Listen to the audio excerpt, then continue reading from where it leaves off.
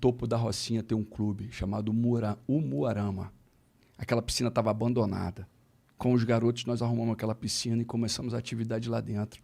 6 horas da manhã, eu corria com palma no pé esquerdo, com 100 jovens correndo comigo dentro da favela, meu irmão. Pegava a boca, onde que os viciados ficavam lá, o cracudo ficava lá, passava com aqueles garotos e botava para pagar flexão, todo mundo junto. A maioria dos garotos do tráfico foram militares, varão. Entendeu? Só querem uma oportunidade. É fácil resolver isso. Dá um brado aí, garotos de 17 até 45 anos. Meu irmão, corre aí, aparece na unidade mais próxima do Serviço Militar, das Forças Armadas, porque a partir de agora você vai ter a oportunidade de defender a tua pátria, a tua nação, cuidar das nossas fronteiras. Vai ter um curso específico, um curso técnico, tua carteira de motorista, teu salário. Esses garotos querem portar arma cuidando das fronteiras da nação. Só que o sistema não quer isso. Eu estou com 45. Lá atrás, meu irmão, um garoto fazia 18 anos, ele ia para o serviço militar e ali ele aprendia alguma coisa. Aprendia principalmente a respeitar o Igor foi no próximo. Serviço Militar, né? Eu servi. Aprendi a respeitar, meu irmão. Com certeza. Aprendi a respeitar. Eu já falei isso aqui algumas vezes cursos também. técnicos, isso é bom, varão. Isso é fundamental, isso é importantíssimo. Entendeu? Só que agora não, meu irmão. Agora não. Agora eles estão propositalmente sucateando tudo. Querem uma crise mundial. A verdade é essa, é provocação. O que está acontecendo hoje no Brasil está acontecendo no mundo. É proposital. Conta mais sobre isso, porque quando você se candidatou a presidente da última vez, uma das coisas que mais fez mídia ou viralizou das suas falas foram aquelas questões da... Ursal. E FEMA, Ursal. Essas paradas todas. Parece que tu tem uma visão que existem organizações mundiais e elas têm agendas, elas são famosas, não, elas são poderosas, são grandes. Qual é? Quem que é? Quem que são? Olha são só, uma só? São duas? Isso é notório, isso é de saber de muitos hoje. No início brincavam com isso. No início era só teoria da conspiração. Em 2018, tudo que eu falei a priori, muitas das coisas viraram meme, brincadeira, né? Mas depois as coisas foram se concretizando. Aí a loucura se tornou realidade, né? Quando foi falado, olha, vem um cenário de morte de massa, quando foi citado o FEMA, quando foi citado a própria Ursal, a Ursal está dentro da Constituição.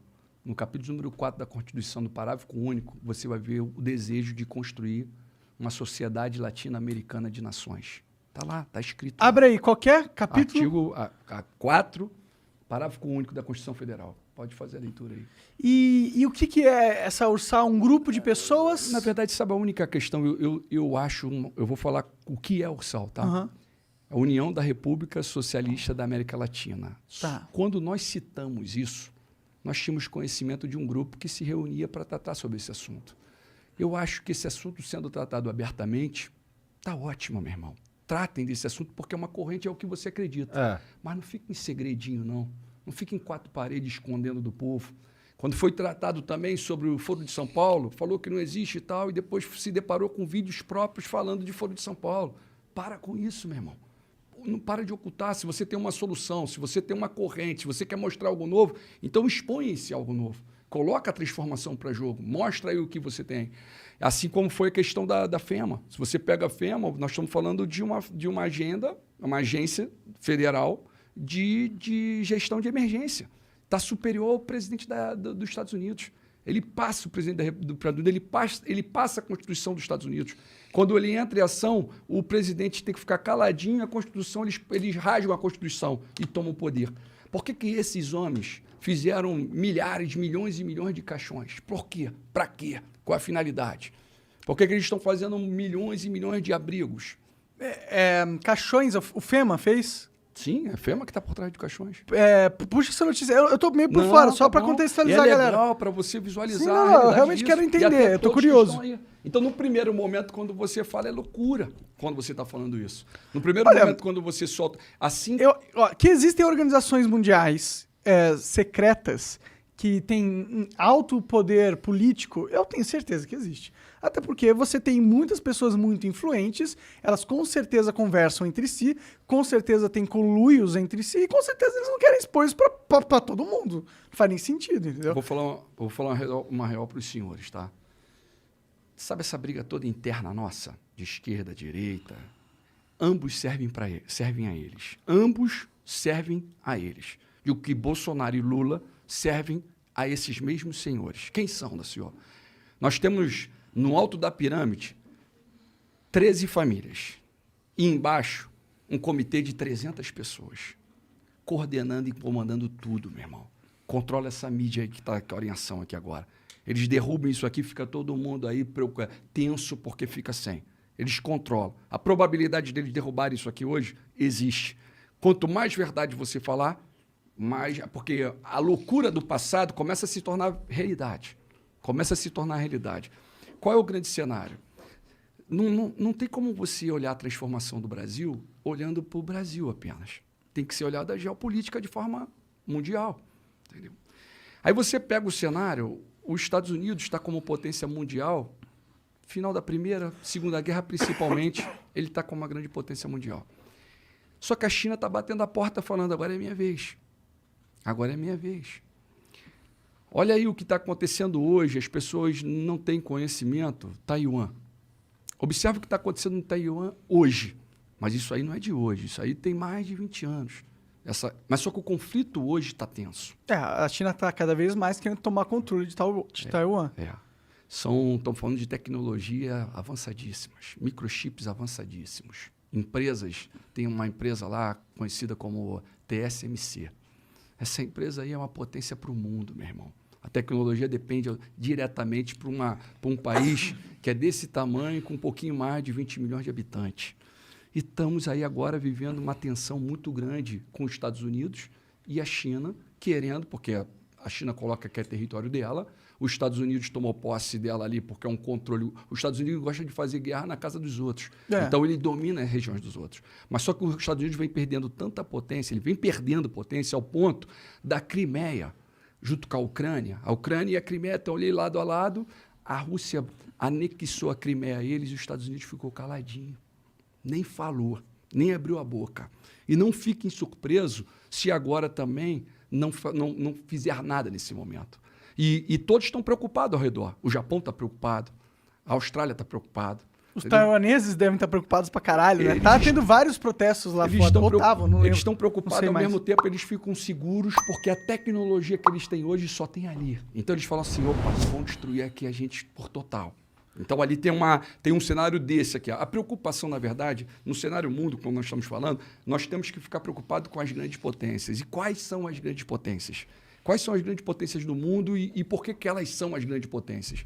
São países que você vai falar, pô, Paquistão é grande potência, Daciolo? Paquistão é grande potência. Ele tem bomba atômica, né? Coreia do Norte, Israel meu irmão. A China, a Rússia, a França, o Reino Unido e os Estados Unidos. São 9 países que têm bomba atômica, que o doutor Enéas falava e o pessoal brincava com ele. Entendeu? Esses países mandam. E é interessante dizer que a tensão está muito grande, meu irmão. Existe uma tensão muito grande e uma vez que a China toma Taiwan, automaticamente a China é a próxima potência mundial. Se isso passar em branco, ela é a próxima potência mundial. Só que a preocupação mundo não está aí. A preocupação muito vai além, meu irmão. Porque não parece não, meu irmão, mas o que acontece ali em Israel tem repercussão no mundo. Israel é um ponto... Não, parece sim. Não, as pessoas, muitos não sabem, né? Muitos não têm conhecimento. Mas Israel é o ponto, meu irmão. Você vê aí o Azerbaijão e a Armênia, são 2 países que estão ali, que o Irã, porque o Irã está enriquecendo urânio. A maior preocupação de Israel é isso. E Israel está preocupado, e isso é uma guerra iminente, até antecipa a de Taiwan. Essa que é a realidade, as pessoas não têm conhecimento disso. Por quê? Porque o Israel agora tem facilidade de chegar até bombardear o Irã agora antes deles terem a bomba atômica. Isso é uma guerra muito antiga. Isso não é de hoje, meu irmão. E eles têm medo, porque o Paquistão ele é inimigo mortal de Israel, né? E eles têm um governo bastante religioso. Tem os 3 irmãos ali, né, cara? Mas isso teria repercussão global muito grande também, né? Sim, mas é a mudança. Tu tá vendo o Estado Islâmico ganhando força. O Afeganistão, olha como é que os Estados Unidos saiu do Afeganistão. Olha como é que eles foram ridicularizados. Esses 20 anos que eles ficaram ali, e aí, meu irmãozão? Olha o que aconteceu. Olha como é que foi. Entendeu? Saíram de um jeito meio atabalhoado. Né? Aí você falou, a Turquia está junto ali, está do lado, junto com o Paquistão. A Turquia e o Paquistão são amigas. Mas só que aí dentro desse cenário todo tem escrito bíblico aqui. Da senhora, tu fala isso com qual autoridade? Falando em quê? Baseado em quê? Existe uma guerra iminente que é Gog e Magog. Isso aí é o Estado. O Magog foi o filho de Jafé, que é da linhagem de Noé, entendeu? E, na verdade, meu irmãozão, é justamente todos os povos, esse povo é representado hoje com os nomes diferentes, que é a Rússia, que é a Turquia, que é o Irã, o Iraque. E ali coloca-se que esses povos vão lutar contra Israel. E você vê que Israel é um país tão da presença da glória, tão escolhido de Deus, que em vários momentos da história, você vê que a ONU ela é de 1947. Em 1948, a ONU, com Oswaldo Aranha, ela vai e coloca Israel de volta como uma nação. Correto? Em 2018 fizeram 70 anos disso.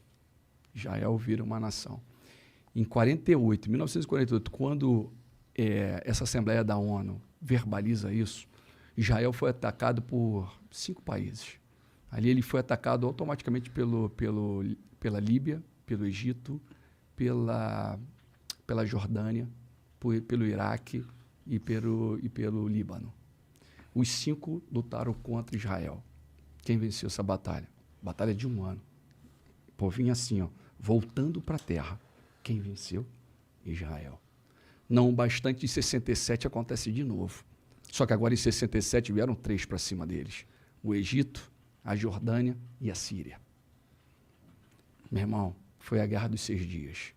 De forma sobrenatural, Israel vence aquela batalha. Eles tinham ajuda dos Estados Unidos e o caralho? Não, tinha ajuda do Senhor dos Exércitos, do Criador. Mas eles não tinham apoio do... Não, Entendi. A ajuda deles ali era do Senhor dos Exércitos. Daquele que eu luto. É com ele que eu peito esses caras. É com ele que eu luto contra essas famílias, contra o sistema, que é hoje, mais do que nunca, a previsão está toda colocada, que é o caso dos Illuminati, que é o caso da maçonaria que vem lá atrás, que fica em segredo, no segredo, segredo. Né? Você vê a história aí do próprio Illuminati, dos acontecimentos e tudo mais, surge em cima do movimento do iluminismo. Sai o absolutismo, e a igreja, o rei, a igreja, o sacerdote, o nobre, a burguesia e os servos pagando imposto, e o rei, a nobreza não pagavam nada, meu irmão. E aí sai o absolutismo, entra o iluminismo, sai a economia voltada no mercantismo, né? e parte para o liberalismo, né? Adam Smith até. Então, qual é a consequência disso tudo? Para onde estão levando? Qual a direção que eles querem? Meu irmão, esse sistema, eles são de 1776, tal de Adam Weishaupt. O cara é professor de direito, um alemão. Hoje eles estão atuando até hoje, varão. Essas maldades todas aí, ó, esse sistema de hoje que está acontecendo no mundo, são eles que estão provocando. A troco de poder? A troco de... Assim, ó, é quando hoje você tem 8 bilhões de pessoas pelo mundo. É uma quantidade muito grande, 8 bilhões para eles. Eles começam a perder controle. Então chega um momento que eles trazem guerra, trazem caos e matam uma massa. Só que agora a preocupação justamente que agora as guerras atuais que estão próximas e com probabilidade de acontecer, nós estamos falando com bomba atômica. Que é muito pior. Mas essa guerra acaba com o mundo, né? Em teoria, se acontecer, né? Porque... Na verdade, se você entra na internet aí, vai ver quantos banners, quantos abrigos subterrâneos estão sendo colocados de autoridade, de pessoas do poder. Existe livro de crônica. A crônica, ela conta a história passada. Nós sabemos a história até os nossos avós. Nós não sabemos mais. Nós paramos ali. Os caras sabem a história de 1000 anos atrás. Eles sabem o que aconteceu hoje há 1000 anos atrás. Essas famílias que controlam esse sistema, entendeu? Essas famílias. Eles têm um recorde, só que em inglês e em português, um arquivo. Eles têm um arquivo da história que é superior até o arquivo conhecido pela humanidade, você diria? Sim, eles têm o controle da humanidade. Eles controlam, meu irmão. Na verdade, a ordem divina é crescer e multiplicar. Enche e subjuguem a terra. O mal ele veio para matar, roubar e destruir. E o mal cobra deles almas. Matem aí, agora é hora de morrer, eu quero almas. Não quer poder? Eu quero almas. É igual aqueles filmezinhos. Só que é tão loucura que você tem que dosar a informação. Você não pode falar muita coisa. De que forma, desculpa. Pode falar. De que forma eles controlam? De como você vê eles controlando a humanidade, assim? Tipo, quais são as ferramentas mais importantes deles atualmente? A principal é essa que nós estamos falando aqui agora. A mídia. Sim. Controle total. Entendeu? Você vê ó, a própria pandemia. Nós estamos o quê? 4 milhões? Não chegamos a 5 milhões no mundo de morte. Mas há pouco tempo atrás, não muito distante, você teve a peste negra. Morreu mais de 50 milhões. Você teve a gripe espanhola. Mais de 50 milhões. Então eu posso te garantir que eles têm algo muito pior por vir. Muito pior. Daciolo, como é que libertamos e salvamos a nossa nação, então? Como é que seria isso? Que confronto é esse? Igual o de Israel em 67, com o Senhor dos Exércitos. Leva um povo a clamar, meu irmão. E esse é meu propósito. Leva um povo a brincar dando glória a Deus, a debochar, a fazer meme, que ele está honrando e glorificando o rei. Esse que é importante. Tu diria que então essa pandemia que a gente vive é o início de um plano? Eles começam assim, ó, eu sou contra qualquer obrigação. É como se eu falasse aqui, meu irmão, agora tu tá obrigado a parar de fumar. E aí tu vai falar, pô, obrigado, então tá bom, vou virar ali, vou pegar um cantinho e vou fumar. Não é assim que funciona? Quando é obrigado, quando é imposto, entendeu? Algo, isso tem que entrar, tem que ser dentro de você, meu irmão. Algo que vai explodir dentro de você e vai trazer transformação e você vai tentar, que vai ser assim. Vai ter algum momento que você vai tentar, pô, não desceu legal essa. Tu vai mudar a erva e tu vai ver, pô, não foi boa também não. Sabe o que é isso? O Espírito Santo de Deus te incomodando, falando, meu filho, eu quero você agora para outro propósito. Vem Mas cá agora comigo. que eu fumo e gosto pra caralho, ele falando vai lá e fuma, não? Não, meu irmão, posso falar, ele te ama da mesma forma. Entendi. Ele te ama da mesma forma. Ah, com certeza. Entendeu, né? meu irmão? Não é porque eu Ele tem um uso uma propósito para a erva. tua vida maravilhoso. Entendeu? É real, varão. É real. Ele é tudo. E aí, e essa transformação e esse grande propósito, hoje, mais do que nunca do Cabo Daciolo, o propósito que eu vi quando eu estive como candidato, foi no propósito de anunciar reino.